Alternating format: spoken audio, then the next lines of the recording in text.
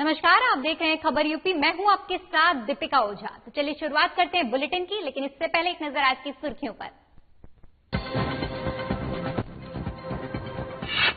Balakot air strike को पूरे हुए 2 साल, सीएम योगी ने ट्वीट कर जताई खुशी। कहा, बालाकोट एयर स्ट्राइक भारत के आतंकवाद के खिलाफ संघर्ष के प्रति प्रतिबद्धता का प्रतीक है।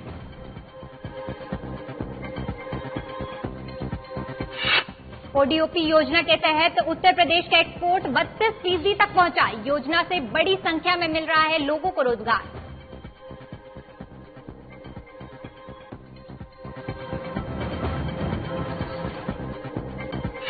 धर्म परिवर्तन, हंगामे और नारेबाजी के बीच धर्म परिवर्तन रोकने का विधेयक विधान परिषद से भी पास। अब जल्द ही विधेयक बनेगा कानून।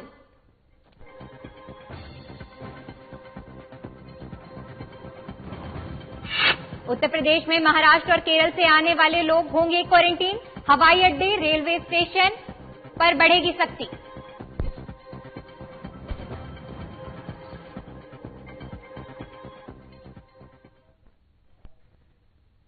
चलिए शुरुआत करते हैं बुलेटिन की।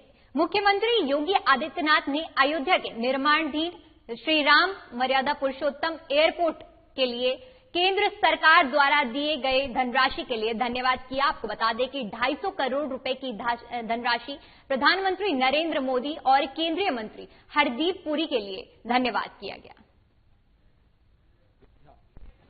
श्री राम जन्मभूमि के रूप में विख्यात है।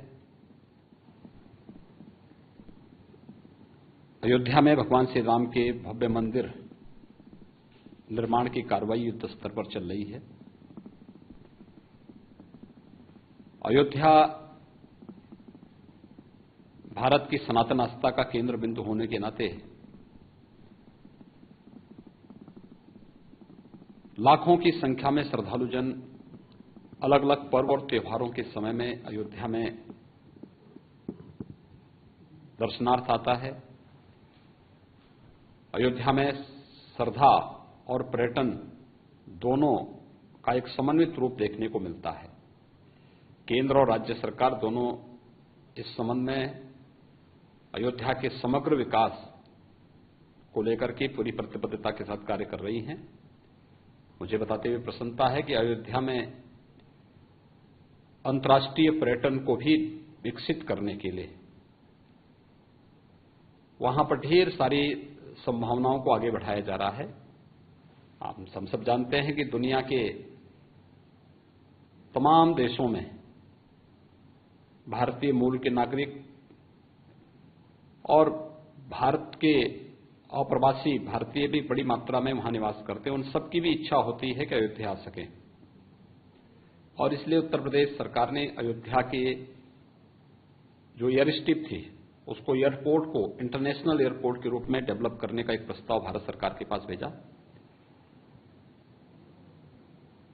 एयरपोर्ट के निर्माण के लिए लगभग 1000 करोड़ रुपए की राशि प्रदेश सरकार ने भूमि क्रय करने के लिए जिला प्रशासन को उपलब्ध करवाया है, और इसमें अधिग्रहण की कार्रवाई तेजी के साथ आगे बढ़ रही है। अब तक 377 एकड़ से अधिक भूमि हम लोग क्रय कर चुके हैं और युद्ध स्तर पर इसे आगे बढ़ा रहे हैं।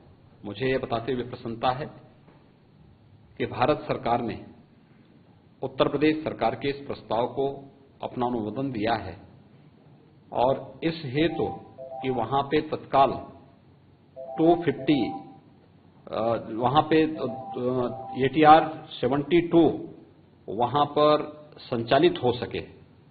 ATR 72 के जैसे विमानों को संचालन करने के लिए 250 करोड़ रुपए वहां के एयरपोर्ट के निर्माण के लिए तत्काल उपलब्ध कराए हैं। एयरपोर्ट के विस्तार की कार्रवाई इसके साथ ही चलती रहेगी, जिसमें हम एयरबस और अन्य जो बड़े विमान हैं वहां पर यात्री विमानों का आवागमन बेहतर तरीके से हो सके, इसके लिए प्रदेश सरकार पूरी तरह भारत सरकार से संवाद बनाकर के इस कार्यक्रम को आगे बढ़ाने के लिए प्रतिबद्ध है। अयोध्या के मर्यादा पुरुषोत्तम भगवान श्री राम के नाम पर रखे जाने वाले इस एयरपोर्ट के ATR 72 के सेवा को संचालन करने और उसके लिए 250 करोड़ रुपए की राशि स्वीकृत करने के लिए मैं आदरणीय प्रधानमंत्री जी के प्रति आभार व्यक्त करता हूं और केंद्रीय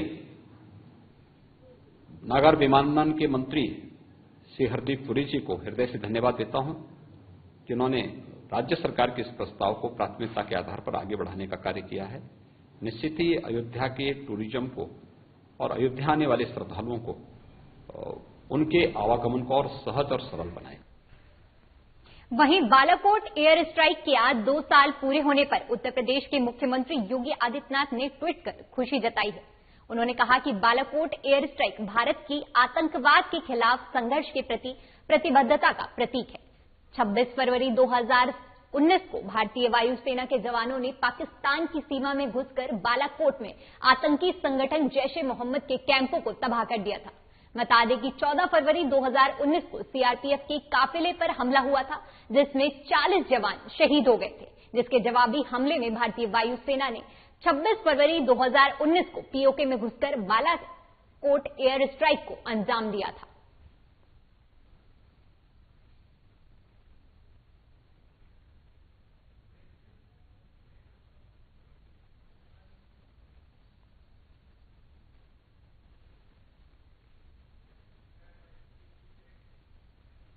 सीएमएस संस्थापक डॉक्टर जगदीश गांधी से हमारी संवाददाता अंजलि ने बातचीत की। उन्होंने विश्व शांति को लेकर भारत के प्रधानमंत्री नरेंद्र मोदी के साथ ही साथ अमेरिका के नवनिर्वाचित राष्ट्रपति जो बाइडेन को भी चिट्ठी लिखी है। क्या कुछ कहा, आइए आपको सुनाते हैं। एक खास विषय पर, और वो विषय है हमारा विश्व संसद निर्माण। वहीं विश्व संसद निर्माण को लेकर अधिक जानकारी के साथ हमारे साथ मौजूद है डॉक्टर जगदीश गांधी, सीएमएस संस्थापक, जो शांति और विश्व एकता को लेकर लोगों को जागरूक भी करते हैं, अपील भी करते हैं और साथ ही वो चाहते हैं कि विश्व में शांति और एकता बनी रहे। हम अधिक जानकारी के लिए हमारे साथ डॉक्टर जगदीश गांधी जी हैं, जो हमें बताएंगे कि विश्व संसद निर्माण को लेकर वो इतना अधिक जोर क्यों दे रहे हैं आखिरकार। हेलो सर, आपका बहुत बहुत स्वागत है हमारे चैनल में। सर, मैं आज आपसे जिस खास विषय पर बातचीत करना चाह रही हूँ, वो विषय मेरा ये है कि हमने कई बार देखा है कि आप विश्व संसद निर्माण को लेकर काफी जोर देते हुए नजर आए हैं। आखिर ऐसा क्यों? देखिए, विश्व संसद यदि नहीं बनेगी तब क्या होगा, तो दुनिया मिट जाएगी। पंडित नेहरू ने कहा था that either the world will unite or it will perish। Mahatma Gandhi ji ने कहा था विश्व के जितने भी इंडिपेंडेंट नेशंस हैं, इन सबको मिलकर वर्ल्ड की एक फेडरेशन बना लेनी चाहिए। इसके अलावा इस दुनिया को बचाने का कोई दूसरा उपाय नहीं है। तो ये जो विश्व संसद है, इसके मानी है कि विश्व की एक व्यवस्था बने, विश्व की एक सरकार बने, विश्व की एक गवर्नमेंट बने और विश्व की एक पार्लियामेंट बने। तो पार्लियामेंट बनने के लिए हमारे मोदी जी को भी हमने बहुत बार पत्र लिखे और मोदी जी से हमने कहा कि आपका 2 चीजें बड़ी हैं। एक तो आपकी फिलोसफी जो भारत की है, वसुधैव कुटुंबकम, उसको आप प्रणेता हैं। दूसरे, आपका संविधान जो भारत का संविधान है, जो कहता है the state shall endeavour to promote international peace and security, b maintain just and honourable relation between nations, c foster respect for international law and d encourage settlement of international disputes by arbitration. अर्थात भारत का गणराज्य ये प्रयत्न करेगा कि सारे विश्व में शांति हो, सारा विश्व सुरक्षित हो। भारत का गणराज्य ये प्रयत्न करेगा कि संसार के विभिन्न राष्ट्रों के बीच यदि आपसी मतभेद हो जाए तो उनका निपटारा आर्बिट्रेशन से हो, न कि आर्मामेंट से, न कि आर्मी से, न कि युद्धों से, बल्कि वो एक मध्यस्थता से हो। अब प्रश्न यह है कि मध्यस्थता कौन करे? तो यूनाइटेड नेशन में 5 वीटो पावर है, अमेरिका, चाइना, रशिया, फ्रांस और इंग्लैंड, और उसकी वजह से 5 पावर ब्लॉक्स में यूनाइटेड नेशन बटा हुआ है। इसलिए कोई भी निर्णय उसमें कभी भी यूनानिमसली नहीं हो पाया। तो इसमें जरूरी है कि विश्व की पार्लियामेंट बने। और तीसरी चीज है कि first respect for international law, तो अंतर्राष्ट्रीय कानून बने और उसको सभी राष्ट्र स्वीकार करें। और चौथा है settlement of international disputes by arbitration, तो जो भी अंतर्राष्ट्रीय मतभेद हो जाएं विभिन्न राष्ट्रों के बीच उनका निपटारा आर्बिट्रेशन से हो, न कि आर्मी से, न कि आर्मामेंट से। हमने एक बार देखा कि अगर हम इतिहास की बात करते हैं तो आपने एक साल पहले अमेरिका के राष्ट्रपति बाइडेन को एक एप्लीकेशन लिखी थी, जो उस समय वो रन में थे। तो देन आखिरकार उस एप्लीकेशन में क्या कुछ आपने लिखा और आप उनसे उस समय क्या एक्सपेक्ट करते थे? देखिए, आज से एक साल पहले 27 फरवरी को हमने एक पत्र लिखा था जो बाइडेन को, और उस समय ये भी नहीं था कि ये हो ही जाएंगे प्रेसिडेंट। उस समय ये संभावना थी, कई लोगों के नाम आए थे कि उसमें बाइडेन का भी एक नाम था कि Biden may be a possible candidate. तो हमने उनको लिखा कि America needs a president who will not walk away from the world, instead lead the nations of the world into new era of unity, peace and prosperity for all. तो ये बात हमने उस समय उनको लिखी थी। तो जो बाइडेन को बराबर हमने उसके बाद तमाम पत्र लिखे हैं। मेरे ख्याल से उसको 12-13 पत्र मैंने लिखे हैं। और अभी मोदी जी ने उनको टेलीफोन किया जो बाइडेन को कि हमें एक इंटरनेशनल ऑर्डर बनाने की जरूरत है, जिसको उसने एग्री किया। तो हमें लगता है कि जो बाइडेन और मोदी जी मिलकर एक या तो जॉइंट कम्युनिकेशन देकर सबको इनवाइट करें, या तो मोदी जी अकेले इनवाइट करें, या तो बाइडेन इनवाइट करें, या तो ये मीटिंग सारे वर्ल्ड के लीडर्स की न्यूयॉर्क में हो, वाशिंगटन में हो, या फिर दिल्ली में हो। उस आपको बाइडेन से ही उम्मीद क्यों थी? क्योंकि उस समय प्रेसिडेंट नहीं बने थे, वो सिर्फ रन में थे। तो ऐसा आपके मन में क्या आया कि आपको उनसे उम्मीद जागी कि वो वर्ल्ड लीडर्स की मीटिंग बुलाएंगे या वो विश्व संसद का निर्माण करेंगे? क्योंकि उस समय वो रन में थे, प्रेसिडेंट नहीं बन चुके थे। तो ऐसी क्या उम्मीद आपको उनसे जागी कि आपको लगा कि नहीं, वो प्रेसिडेंट बनकर कुछ काम करेंगे? उनका मैंने बायोडेटा पढ़ा था, और बायोडेटा में ये था कि बहुत ही सज्जन पुरुष हैं और वो एक डिटरमिन्ड लीडर हैं, और कोई भी काम करते हैं बहुत सोच समझ के करते हैं। तो मुझे ऐसा लगा कि आदमी बहुत सुलझे हुए हैं, ट्रंप की तरह नहीं है। ट्रंप तो बहुत ही उलझे हुए आदमी थे, तो इनकी तरह मुझे अच्छे आदमी लगे।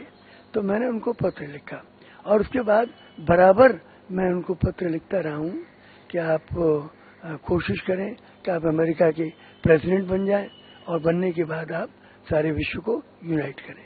जैसे आपके देश में कई लोग हुए हैं जिन्होंने बड़े बड़े काम किए, जैसे अब्राहम लिंकन ने काले गोरे के भेद को मिटा दिया।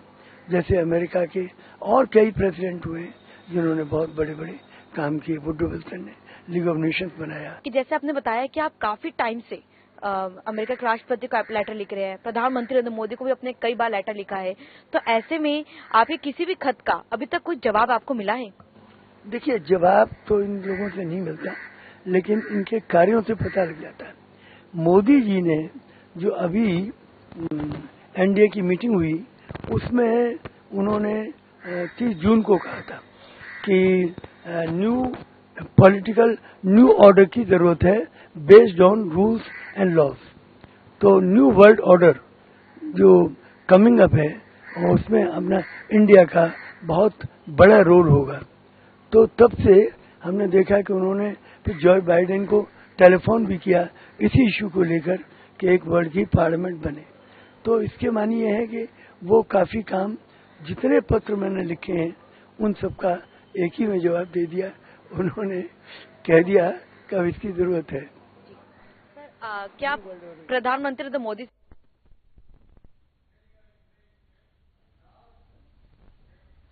तो ये थे सीएमएस संस्थापक डॉक्टर जगदीश गांधी।